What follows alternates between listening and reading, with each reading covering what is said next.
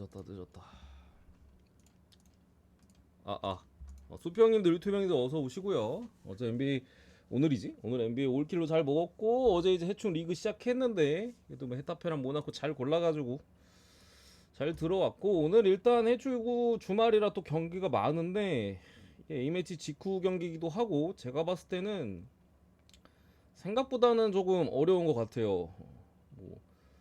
좀더 그러니까 분석 자체를 많은 경기들을 좀 안 하긴 했는데 다 뺐어. 애매한 것 같아가지고 배당도 개똥배 배당인데 뭐 조금 애매해 보이고 한 경기들 대체로 다 뺐거든요. 그래서 많이 분석할 것 같지는 않은데 일단 하는 데까지 해보겠습니다. 하는 데까지. 첫 번째 레스터 시티 대 첼시 9시 반에 일찍 시작하는 경기인데 기본적으로 뭐 마레스카 감독, 첼시의 마레스카 감독이 올려놓은 성이죠. 레스터 작년에 레스터가 승격할 때 지금 첼시 감독 엔조 마레스카 감독이 올려 넣었었는데 자기가 올려놓은 성을 이제 부수러 레스터 원정으로 지금 온 부분이고 일단은 레스터가 측면 쪽에 히카르도 페레가 계속해서 장기 부상으로 좀 빠져 있고 앞서는 이제 파타우 주포 중 한 명인데 얘도 빠져 있고 부오나노테 얘 원래 브라이튼에 있던 그 아르헨티나 유망주인데 나름 괜찮게 잘했거든요. 올 시즌에 또 레스터에서 3골 2도움 올리고 있는 2선 자원인데 얘도 오늘 출전 정지로 빠집니다. 그나마 레스터 입장에서 다행인 부분은 지금 전방에 어쨌든 뭐 2선이나 전방에 결정자들이 좀 있잖아요. 우측 측면에 풀백 자원이 히카르도 페레라는 뭐 워낙 장기 부상이니까 어쨌든 얘들이 빠져 있는 부분이지만 제이미 바디 그리고 올 시즌에 한 경기도 출전 못했던 다카 장기 부상으로 얘들은 좀 복귀해서 출전이 가능한 걸로 보입니다. 어쨌든 간에 제가 봤을 때는 전력 누수가 있다. 보호나노테 빠지는 것도 크고 한 부분이고 기본적으로 레스터시티 수비에 대해 문제가 있습니다. 최근 경기만을 봤을 때는 이전 그 시즌 초반보다는 적극적인 경기 운영을 좀 하는 편이긴 했어요. A매치 직전에는 조금 더 전방에 대한 압박이나 이런 것들을 굉장히 많이 하는 부분이었는데 측면 수비가 굉장히 약해요. 레스터가 항상 실전 장면을 보면 측면 수비에 대한 문제점들이 되게 두드러지는 부분이고 그나마 공격적인 부분은 최근에는 조금의 반등이 있었어요. 반등이 있어서 이제 뭐 대체로 골들은 좀 많이 들어갔었던 레스터의 경기들이었죠. 뭐 마지막 경기 맨유한테 3대 떡으로 지긴 했어도 그 경기들은 이제 좀 꾸준하게 득점을 올렸던 부분인데 어쨌든 수비가 불안한 부분이고 마레스카 감독도 뭐 일단은 아쉬운 부분은 리스 제임스가 또 부상입니다. 첼시의 주장이자 야 얘는 진짜로 이제 어떡하냐 나오면 겁나 잘하는데 아니 A매치 직전에 복귀하지 않았었어? 복귀해서 한두 경기 뛰었잖아. 또 부상이야 왜? 햄스트링 또 올라왔네?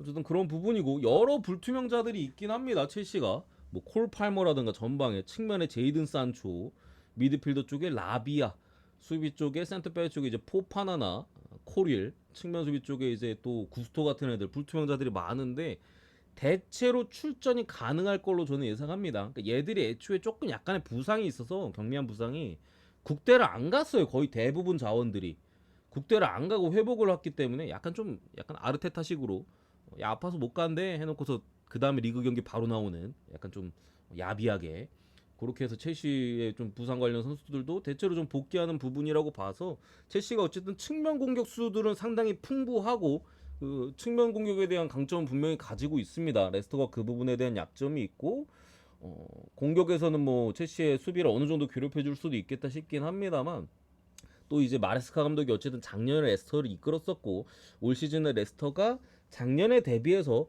아주 드라마틱하게 바뀌지 않았습니다. 뭐 그때 뛰던 선수들 그대로 있는 애들도 있고 그래서 너무 잘 알고 있다. 다만 뭐 친정팀이라고 원정에서 봐줄 거라는 생각이 살짝은 들지만 그러지 않을 거라고 당연히 생각합니다. 뭐 직전 팀이지 지금 직장이 더 중요하지. 최시승에 개인적으로 마이너스 가능성도 있다라고 생각을 하고요. 3.5 오바 보겠습니다. 3대1 정도 봅니다. 3대1 정도. 두 번째 엘라스 대 이제 인터밀란. 저는 이 경기는 솔직히 뭐 전력적인 분석을 딱히 하진 않았는데 인터밀란이 어쨌든 간에 이번 그 A매치 기간에 인터밀란 선수들이 많이 뛰었어요. 대체로 많이 뛰었어. 왜냐면 이탈리아 국대 애들이 여기 되게 많잖아. 인터밀란에 거의 다 여기 뛰는 이탈리아 국적인 애들 거의 다 그 국대거든요. 근데 이탈리아 그 가스페리니 감독이 아니지. 그 나폴리 감독 이름 뭐였더라? 이름이 기억 안 나네.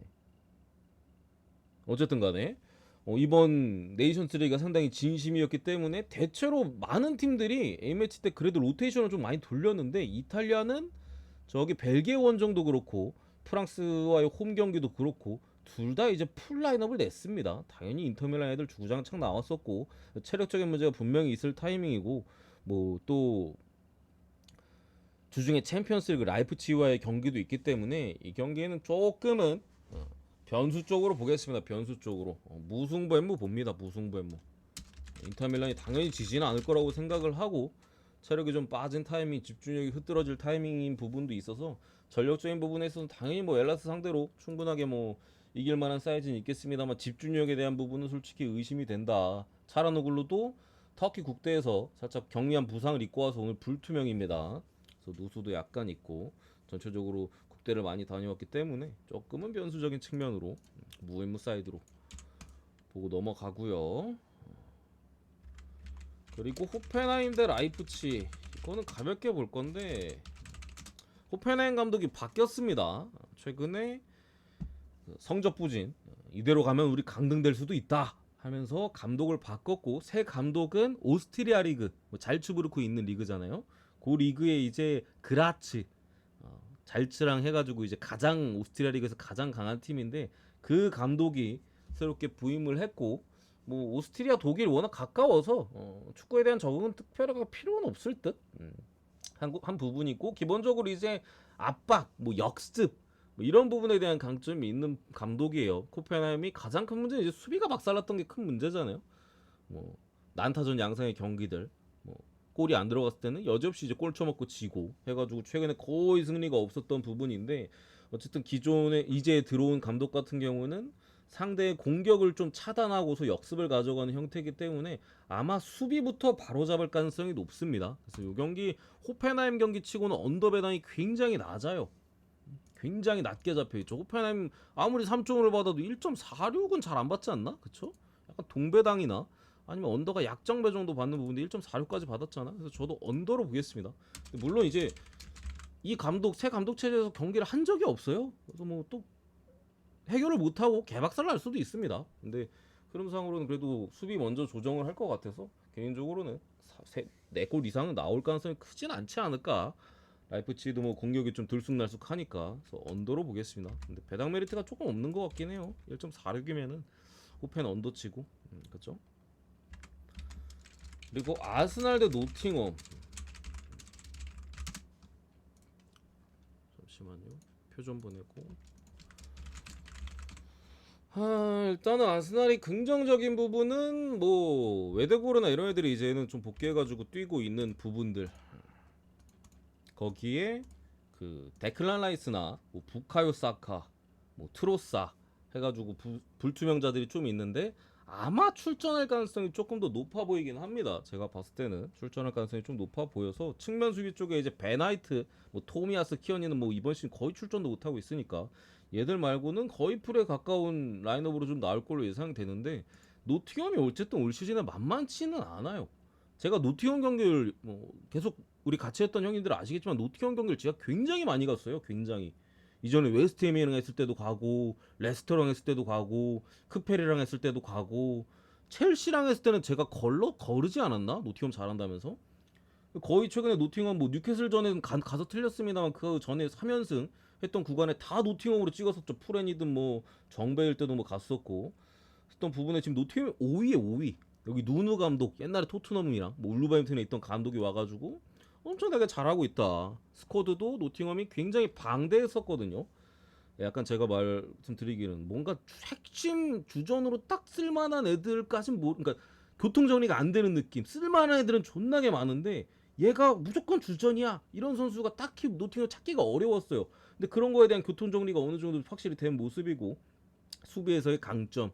피오렌티나에 있던 밀렌코비치의 이제 뭐 제공권이라든가 이런 게 상당히 위력을 발휘하고 있고 전방에 이제 뭐 우두 같은 애들도 뚝배기로 야금야금 잘해서 잘 놓고 있죠. 거기에 본인들의 강점인 세트피스 더 살리려고 뭐 워드프라우즈 이런 애들도 있고 지금 한 부분이라 이거 아스날이 제가 볼 때는 아주 쉬운 경기는 아니에요.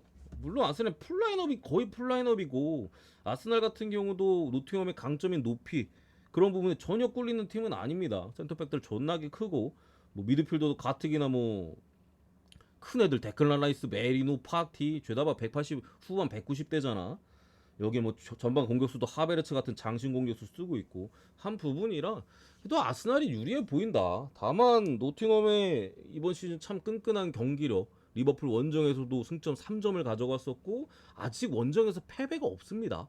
노팅엄이 그런 부분까지 감안했을 때 개인적으로는 마인보다는 햄무 가능성이 조금 더 높지 않을까. 그래서 햄무로 보겠습니다. 1대0 2대1 햄무로 보겠습니다. 햄무로 본머스 대 브라이턴.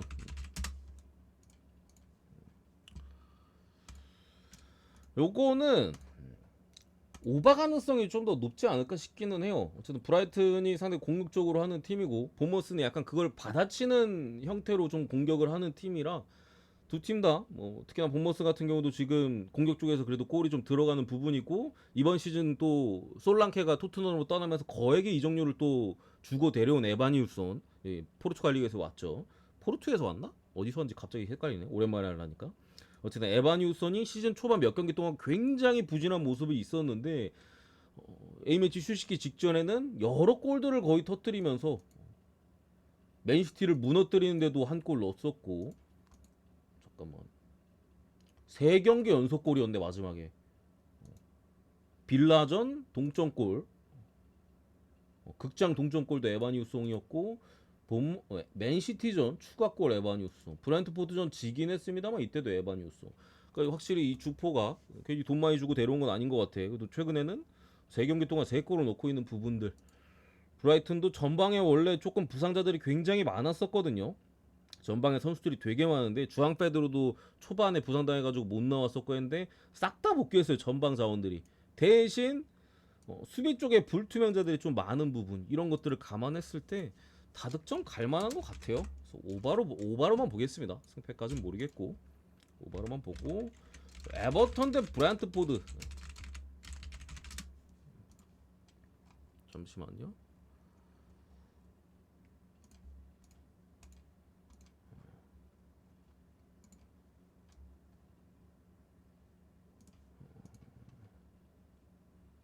에버턴 대 브랜트포드고 요거 일단은 브랜트포드가 그 A매치 직전에도 전방에 이제 부상자들 싹 다 복귀를 했었죠. 지금 그래서 거의 풀라인업에 가깝긴 합니다. 브랜트포드가 풀라인업에 가까울 때는 화력적인 부분에 있어서 확실히 힘이 좋거든요.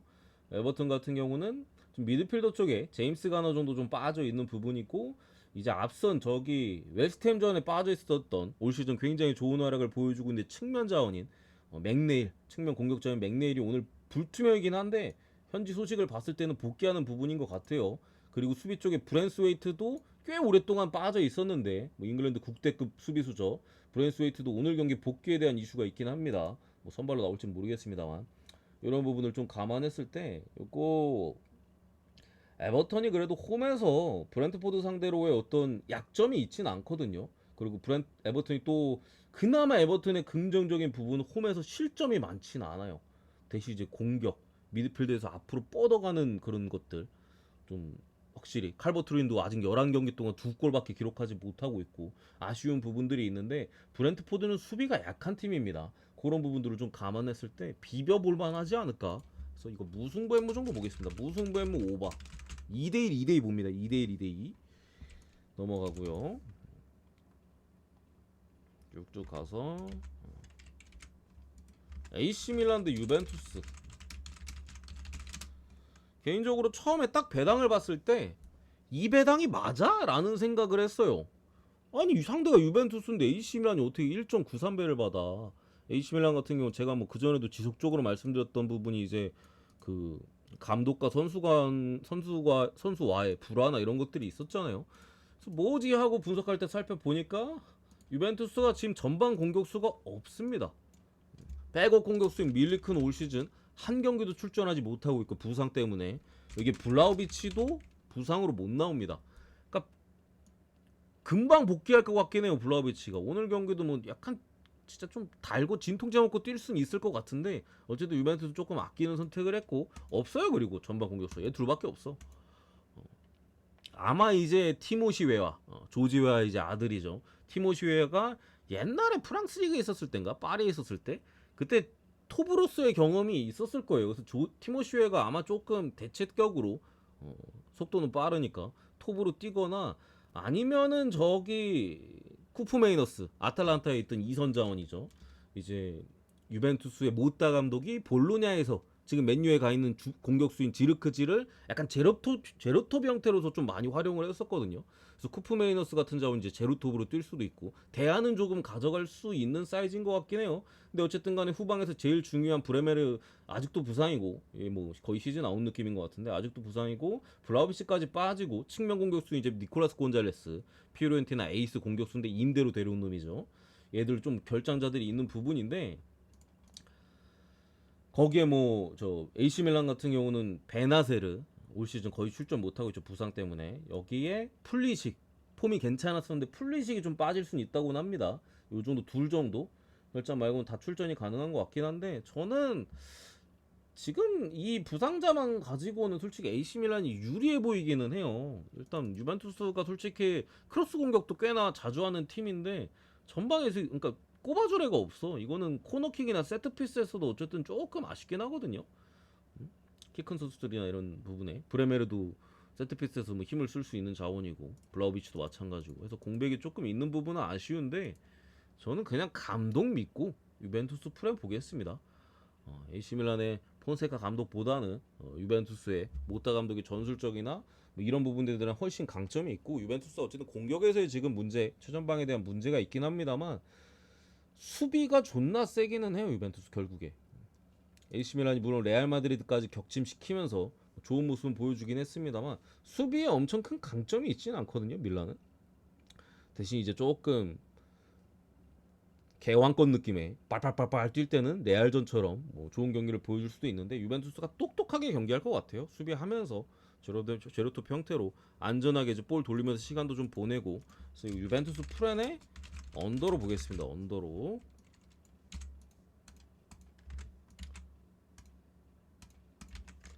그리고 맨시티 대 토트넘 오늘 경기 뭐 복귀에 대한 이슈와 부상에 대한 이슈가 공존하고 있는 양 팀이죠. 맨시티 같은 경우는 긍정적인 부분 이제 케빈 데브라이너가 오늘 복귀입니다. 데브라이너가 복귀하기 때문에 혼란이 더 양질의 패스를 많이 받을 수 있겠죠. 물론 혼란이 못하고 있지는 않습니다. 11경기 12골이니까. 대신 아쉬운 점은 미드필더 쪽에 이제 코바치치, 뭐 로드리는 거의 시즌 아웃이니까 후뱅 디아스도 부상해서 복귀를 하지 못했고요. 수비 쪽에 제레미 도쿠 측면 공격 쪽에 도쿠도 뭐 상당히 빠르고 한 자원인데 어쨌든 간에 옵션에서 좀 빠져 있을 걸로 보이고 필포덴이나 뭐 마티아스 누네즈, 잭 그릴리시 얘들이 불투명에 떠 있긴 한데 현지 소식을 보면은 일단 라인업에는 들어갈 수 있을 걸로 보여요. 어느 쪽에서는 이제 선발로 특히 이 둘 글리시까지는 모르겠고 선발로 예측하는 것도 있어서 아마 라인업에 포함이 될 것 같다 한 부분인 거고 토트넘 같은 경우는 가장 중요한 선수 둘이 빠집니다. 토트넘에서 그 손흥민 빼고 로메로랑 만더벤. 어쨌든 토트넘이 라인을 굉장히 올려서 공격적인 경기 운영을 하는 팀이고 보통 강팀을 만나도 잘 안 내려앉잖아요. 토트넘은. 그렇기 때문에 상당히 이제 좀 거칠게 수비를 하는 로메로 같은 자원이나 아니면 이제 스피드가 굉장히 빠른 반더베 같이 뒷공간 넓은 뒷공간을 커버해 줄 수 있는 반더베 같은 자원이 반드시 필요하거든요. 없어요.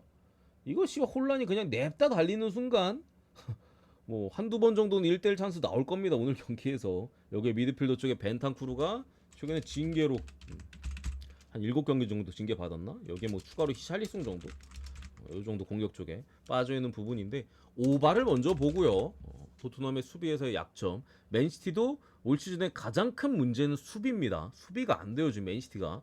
더군다나 후방 디아스도 아직 복귀를 못했기 때문에 오늘 토트넘 입장에서도 뭐 후방이 불안한 건 어쩔 수 없지만 전방은 뭐 거의 멀쩡하잖아요. 득점 찬스를 충분히 맞이할 수 있을 것이다. 난타전 양상을 좀 기대를 하고요. 승패는 그래도 맨시티가 저는 유리한 것 같긴 해요. 이거 뭐 로메로 반도벤 빠졌는데 프렌 갈 바에 오바가 맞는 것 같아. 프렌 보시는 분들도 있을 텐데 맨시티도 수비가 안 좋고 하니까.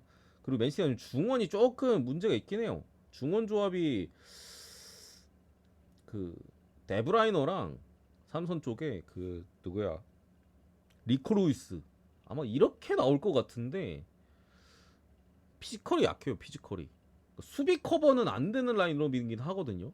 그래서 진짜 난타전으로 가면 또 어떻게 될지 모르잖아.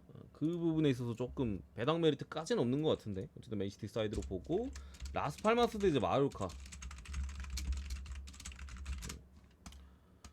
이 경기는 제 생각에는 정력배를 잘못 받은 경기 같은데. 그러니까 마요르카가 올 시즌에 준수한 경기를 보여주는 부분은 맞는데 어쨌든 부상에 관련된 이슈는 있습니다. 전방에 최전방에 이제 라린 그리고 조금은 속도가 있는 점은 라린이 어쨌든 전방 자원치고는 빠졌고 아사노 부상에 뭐 백업 쪽에 프레츠 부상에 수비 쪽에서도 마페오 측면 쪽에 어쨌든 부상이 있는 부분이고 라스팔마스는 거의 풀스쿼드입니다. 거의 풀스쿼드고 어쨌든 라스팔마스가 한동안 고전했던 그 경기들도 굉장히 많았고 했는데 감독 교체하고 어쨌든 간에 흐름이 좋아요. 냉정하게 경기력은 원정에서는 별로 안 좋아요. 아직도 원정에서는 아직도 조금 물론 지난 라이오전에 원정에 뭐 3대1로 이기긴 했는데 수비에서의 어떤 밸런스나 이런 것들은 솔직히 좀 애매하긴 했거든요. AT전에도 뭐 무난하게 2골 먹고 졌고 근데 홈에서만큼은 근데 이전보다는 확실히 좋아진 모습들은 있어요. 마이로카가 조금 단단하긴 합니다만 저는 그래도 이거 무 정도는 캘 수 있다. 라스팔마스가 마이로카가 원정에서까지 뭐 마이로카 또 여기 라스팔마스 싸움이잖아요. 굉장히 먼 거리고 원정 아니다 마요르카에서는 안 먼가? 아무튼간에 원정에서까지 뭔가 승점 3점을 가져가기에는 조금 부족할 것이다. 라스팔마스 프렌 쪽으로 라스팔마스 프렌 쪽으로 보겠습니다. 요 정도 보고 마무리. 이쪽은 이 정도 보고요.